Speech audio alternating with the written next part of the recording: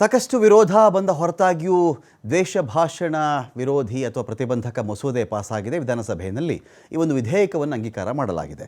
ಸದನದ ಬಾವಿಗೆ ಇಳಿದು ಬಿಜೆಪಿ ಶಾಸಕರು ಘೋಷಣೆ ಕೂಗಿದ್ದಾರೆ. ಬಿಲ್ ಮಂಡಿಸಿ ಅಂಗೀಕಾರವನ್ನು ಪಡೆಕೊಂಡಿರೋದು ಗೃಹ ಸಚಿವ ಡಾಕ್ಟರ್ ಜಿ ಪರಮೇಶ್ವರ್. ವಿಧೇಯಕಕ್ಕೆ ಮೇಲ್ಮನೆಯಲ್ಲಿ ಆಗಲಿದೆಯಾ ಹಿನ್ನಡೆ? ಆಯ್ತಪ್ಪ, ಸಭೆಯಲ್ಲಿ ಈ ಒಂದು ಮಸೂದೆಗೆ ಒಪ್ಪಿಗೆ ಸಿಕ್ಕಿದೆ. ಪರಿಷತ್ತಿದೆಯಲ್ಲ, ಚಿಂತಕರ ಚಾವಡಿ, ಬುದ್ಧಿವಂತರ ಜಾಗ, ಸಮಾಜದಲ್ಲಿ ಎಲ್ಲ ವರ್ಗಗಳ ತಜ್ಞರು ಗಣ್ಯರು ಇರತಕ್ಕಂಥ ಜಾಗ ಅಂತ ಕರೆಸಿಕೊಳ್ಳುತ್ತಲ್ಲ, ಅದರ ಉದ್ದೇಶ ಅಷ್ಟೇ. ಏನಾಗುತ್ತೆ ನಿಮಗೆ, ವಿಧಾನಸಭೆ ಪರಿಷತ್ತಿಗಿರ್ತಕ್ಕಂಥ ವ್ಯತ್ಯಾಸ ಇಷ್ಟೇ. ವಿಧಾನಸಭೆಯಲ್ಲಿ ಜನಗಳಿಂದ ಆಯ್ಕೆ ಆಗಿರ್ತಕ್ಕಂಥವ್ರು ಇರ್ತಾರಲ್ಲಿ. ಪರಿಷತ್ತಲ್ಲಿ ಏನಾಗುತ್ತೆ, ಅಲ್ಲಿ ಸಮಾಜದಲ್ಲಿ ಯಾರೋ ವಿದ್ಯಾವಂತ, ಪದವೀಧರ, ಇನ್ಯಾರೋ ಸಾಹಿತಿ, ಒಬ್ಬ ದೊಡ್ಡ ಸಾಹಿತಿ ಇದ್ದಾರೆ, ಯಾರೋ ವಿಜ್ಞಾನಿ ಇದ್ದಾರೆ, ಯಾರೋ ಕಲಾ ಪೋಷಕರಿದ್ದಾರೆ, ಯಾರೋ ತಜ್ಞರಿದ್ದಾರೆ, ಪ್ರಾಜ್ಞರಿದ್ದಾರೆ, ಇಂಥವ್ರನ್ನೆಲ್ಲ ಸೇರಿಸಿ ಪರಿಷತ್ತು ಅಂತ ಮಾಡಿರೋದು. ಪರಿಷತ್ತಿನ ಪರ್ಪಸ್ ಏನು ಅಂತ ಹೇಳಿದ್ರೆ, ಇವ್ರು ಬಿಡ್ರಿ, ವಿಧಾನಸಭೆಯಲ್ಲಿ ಇವರಿರ್ತಕ್ಕಂಥವ್ರು ಇವರು ಗೆದ್ದಿರ್ತಾರೆ, ಯಾವುದೋ ಒಂದು ಪಕ್ಷಕ್ಕೆ ಇವರು ಅಡಿಯಾಳಾಗಿರಬೇಕಾಗತ್ತೆ, ಆ ಕಾರಣದಿಂದಾಗಿ ಇವರೇನು ಮಾಡಿಬಿಡ್ತಾರೆ, ಇವ್ರಿಗೆ ಬೇಕಾದಂಥ ಒಂದು ಬಿಲ್ ಮಂಡಿಸ್ಕೊಂಡ್ಬಿಡ್ತಾರೆ. ಆಗ ಪ್ರಾಜ್ಞರ ವಲಯ ಅಂತಿರುತ್ತಲ್ಲ, ಮೇಲ್ಮನೆ ಅಂತ ಇದೆಯಲ್ಲ, ಅವರು ಸಮಾಜದ ಒಳಿತು ಕೆಡುಕು ಆಗು ಹೋಗು, ಈ ಬಿಲ್ನ ಸಾಧಕ ಬಾಧಕ ಇವುಗಳೆಲ್ಲ ಪರಿಗಣಿಸಿ ಅವರೇನಾದರೂ ವಿರೋಧ ಮಾಡಿಬಿಟ್ರೆ ಆವಾಗ ಈ ಬಿಲ್ ಬಿದ್ದು ಹೋಗುತ್ತೆ ಅಂಥೇಳಿ ಪರಿಷತ್ತು ಅಂತ ಇರೋದು. ಇಲ್ಲಿ ಸಭೆಯಲ್ಲಿ ಪಾಸಾಗಿದೆ ಅಂದರೆ ಇಡೀ ಯಾವ ದೇಶದ ಯಾವುದೇ ವಿಧಾನಸಭೆಯಲ್ಲಿರಲಿ ಪರಿಷತ್ತಲ್ಲಿರಲಿ ಇದೇ ಇರ್ತಕ್ಕಂಥದ್ದು. ಆದರೆ ಇವತ್ತಿಗೆ ಬಿಡಿ, ಪರಿಷತ್ತು ಕೂಡ ಅದು ಒಂದು ರೀತಿಯಲ್ಲಿ ರಾಜಕೀಯ ಪಕ್ಷಗಳ ರಾಜಕೀಯ ನಾಯಕರ ಒಡ್ಡೋಲಗ ಆಗಿಬಿಟ್ಟಿದೆ.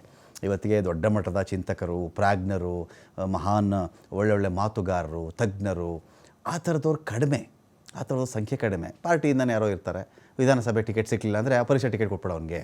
ಇದು ಒಂದು ಬೆಳೆದು ಬಂದುಬಿಟ್ಟಿದೆ, ಇದು ಇರಲಿ. ಸೊ ಈಗೇನಾಗಿದೆ, ವಿಧಾನ ಪರಿಷತ್ತಿಗೆ ಆ ಒಂದು ಪರಿಷತ್ತಿನ ಅಂಗಳದಲ್ಲಿ ಈ ಚೆಂಡು ಇದೆ. ಸೊ ವಿಧೇಯಕಕ್ಕೆ ಅಲ್ಲಿ ವಿರೋಧ ವ್ಯಕ್ತಪಡಿಸಬೇಕು ಅಂತೇಳಿ ವಿಪಕ್ಷಗಳು ನಿರ್ಧಾರವನ್ನು ಮಾಡಿವೆ. BJP JDS ಸದಸ್ಯರಿಗೆ ಕಡ್ಡಾಯವಾಗಿ ಇದಕ್ಕೆ ಹಾಜರಾಗಬೇಕು. ಮತಕ್ಕೆ ಹಾಕಬೇಕಾದರೆ ವೋಟಿಂಗ್ ಸಮಸ್ಯೆ ಆಗಬಾರದು. ಇಲ್ಲಿ ಎರಡು ಥರ, ಒಂದು ಅಲ್ಲೆಲ್ಲರೂ ಹಾಜರಿದ್ದು ಇದನ್ನು ವಿರೋಧ ಮಾಡೋದು. ಕೆಲವೊಮ್ಮೆ ಏನಾಗ್ಬಿಡುತ್ತೆ, ಅಕಸ್ಮಾತ್ BJP ಅವರು, ಈ ಕಡೆ JDSನವರು ಸದನಕ್ಕೆ ಬರದೇ ಇದ್ರೆ ಆ ದಿನ ಕಾಂಗ್ರೆಸ್ನವ್ರು ಅಕಸ್ಮಾತ್ ಜಾಸ್ತಿ ಇದ್ದೀರಪ್ಪ, ಜಾಸ್ತಿ ಇದ್ದರೆ ಪಾಸ್ ಆಗಿಬಿಡುತ್ತೆ, ಅಲ್ಲೂ ಪಾಸ್ ಆಗಿಬಿಡುತ್ತಲ್ಲ.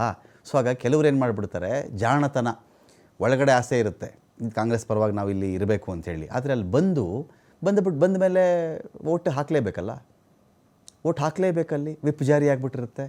ಬರೋದು ಯಾಕೆ, ಈ ವಿಪ್ ನಾವು ನಡ್ಕೊಳ್ಳೋದು ಯಾಕೆ, ಹುಷಾರಿರಲಿಲ್ಲ, ರಾಜ್ಯದಲ್ಲಿರಲಿಲ್ಲ, ಬೇರೆ ಕಡೆ ಹೋಗಿದ್ದೆ ಅಂದಾಗ ಸಹಜವಾಗಿ ಆ ಬಿಲ್ ಆಡಳಿತಾರೂಢ ಪಕ್ಷದ ಪರವಾಗಿ ಪಾಸ್ ಆಗಿಬಿಡುತ್ತೆ ಅಂಥೇಳಿ. ಸೊ ಅದಕ್ಕೇನು ಮಾಡಿದ್ದಾರೆ ಇವರು, BJP ಅವರಾಗಲಿ JDS ಅವರಾಗಲಿ ಅಲ್ಲಿ ಹಾಜರಿರಲೇಬೇಕು, ವೋಟಿಂಗ್ ಸಮಸ್ಯೆ ಆಗಬಾರ್ದು. ಮೇಲ್ಮನೆಯಲ್ಲಿ ಸಮ ಸಂಖ್ಯಾಬಲವನ್ನು ಹೊಂದಿರೋದು ರೂಲಿಂಗ್ ಮತ್ತು ಅಪೋಸಿಷನ್ ಪಾರ್ಟಿಗಳು. ಇವ್ರಿಗೂ ಎಷ್ಟು ನಂಬರ್ ಇದೆಯೋ ಅವ್ರಿಗೂ ಅಷ್ಟೇ ನಂಬರ್ ಇದೆ. ಸ್ವಲ್ಪ ನಂಬರ್ ಆ ಕಡೆ ಈ ಕಡೆ ಆಯಿತು ಅಂದರೆ ಆ ಒಂದು ಬಿಲ್ ಬಿದ್ದು ಹೋಗ್ಬಿಡುತ್ತೆ ಅಂತ. ಸೊ ಬಲಾಬಲ ಪರೀಕ್ಷೆಗೆ ಸಿದ್ಧತೆಯನ್ನು ವಿಪಕ್ಷಗಳು ಒಂದು ಕಡೆ ಮಾಡಿಕೊಳ್ತಾ ಇವೆ. ಸಾಯಂಕಾಲದ ವೇಳೆಗೆ ಮೇಲ್ಮನೆಗೆ ಇದು ಮಂಡನೆಗೆ ಬರಲಿದೆ ವಿಧೇಯಕ. ಏನಾಗ್ಬಿಡುತ್ತೆ ನಿಮಗೆ, ವೀಕೆಂಡ್ ಅಂತ ಬಂದಾಗ ಅನೇಕ ಬಾರಿ ಆಗುವಂಥ ಸಮಸ್ಯೆಗಳೇನು ಅಂದರೆ, ಸದನ ಮುಗಿತಾ ಬಂದಾಗ ಏನು ಮಾಡಿಬಿಡ್ತಾರೆ, ಇದು ಆಲ್ರೆಡಿ ಗುರುವಾರ, ಹೆಚ್ಚು ಕಡಿಮೆ ನಾಳೆ ನಡೆದ್ರೆ ನಡೀಬಹುದು, ನಡೀದಿದ್ರೆ ಇಲ್ಲ, ಇರುತ್ತೆ, ನಡೆಯುತ್ತೆ, ಜನ ಬರಲ್ಲ ಅಲ್ಲಿ. ಸೊ ಇವತ್ತು ಸಂಜೆ ವೇಳೆಗೇ ಅನೇಕರು ಏನು ಮಾಡ್ತಾರೆ, ಪ್ರವಾಸಕ್ಕೆ ಹೊರಟುಬಿಡ್ತಾರೆ. ಸಾಮಾನ್ಯವಾಗಿ ಹತ್ತಿರ, ಸ್ವಲ್ಪ ಗೋವಾ ಹತ್ತಿರ ಇರುತ್ತೆ, ಮಹಾರಾಷ್ಟ್ರ ಸ್ವಲ್ಪ ಹತ್ತಿರ ಇರುತ್ತೆ, ಆ ಕಡೆ ಪ್ರೇಕ್ಷಣೀಯ ಸ್ಥಳಗಳಿಗೋ, ಯಾರ್ದೋ ನೆಂಟರ ಮನೆಗೋ, ಯಾರ್ದೋ ಸಂಬಂಧಿಕರ ಮನೆಗೋ, ಯಾವುದೋ ಒಂದು ಪಾರ್ಟಿಗೋ, ಈ ಥರ ಸಾಮಾನ್ಯವಾಗಿ ಹೋಗ್ತಾರೆ. ಅನೇಕ ಪ್ರವಾಸಕ್ಕೆ ಹೊರಟುಬಿಡ್ತಾರೆ. ಹಾಗೆಲ್ಲ ಮಾಡಬೇಡ್ರಪ್ಪ ನೀವು, ಇವಾಗ ಸಂಜೆಗೆ ಇದು ಬರ್ತಾ ಇದೆ, ನೀವೆಲ್ಲ ಕಡ್ಡಾಯವಾಗಿ ಹಾಜರಿರಬೇಕು ಅಂಥೇಳಿ BJP ಮತ್ತು JDS ಪಕ್ಷಗಳು ಒಂದು ಕಡೆ ಒದ್ದಾಡ್ತಾ ಇವೆ. ಮಾನ್ಯ ವಿರೋಧ ಪಕ್ಷದ ನಾಯಕರು ಅವರು ಕೆಲವು ಸಲಹೆಗಳನ್ನು ಕೂಡ ಕೊಟ್ಟಿದ್ದಾರೆ. ಅಧ್ಯಕ್ಷ, ಇವತ್ತು ಗೃಹ ಸಚಿವರೇ ಒಂದು ನಿಮಿಷ ದಯಮಾಡಿ, ನಿಮಿಷ ದಯಮಾಡಿ ತಾವು ಈ ಬಿಲ್ಲನ್ನು ನಾವು ತಂದಿದ್ದೇವೆ, ಇದನ್ನ ಪಾಸ್ ಮಾಡಿ ಕೊಡಬೇಕು ಅಂತೇಳಿ ನಾನು ತಮ್ಮಲ್ಲಿ ವಿನಂತಿ ಮಾಡಿಕೊಳ್ತೇನೆ. ಈಗ ವಿಧೇಯಕವನ್ನು ಖಂಡವಾಗಿ ಮತಕ್ಕೆ ಹಾಕುತ್ತೇನೆ. 2 ರಿಂದ 10 ಖಂಡಗಳು ವಿಧೇಯಕದ ಅಂಗವಾಗಿರಬೇಕೆಂದು ಸಭೆ ಮುಂದಿನ ವಿಷಯ. ಪ್ರಸ್ತಾವದ ಪರವಾಗಿ ಹೌದು ಎಂದು ಸೂಚಿಸಬೇಕು, ಪ್ರಸ್ತಾವದ ವಿರೋಧವಾಗಿ ಇಲ್ಲ ಎಂದು ಸೂಚಿಸಬೇಕು. ಪ್ರಸ್ತಾವ ಹೌದನ ಪರವಾಗಿದೆ ಎಂದು ಭಾವಿಸುತ್ತೇನೆ.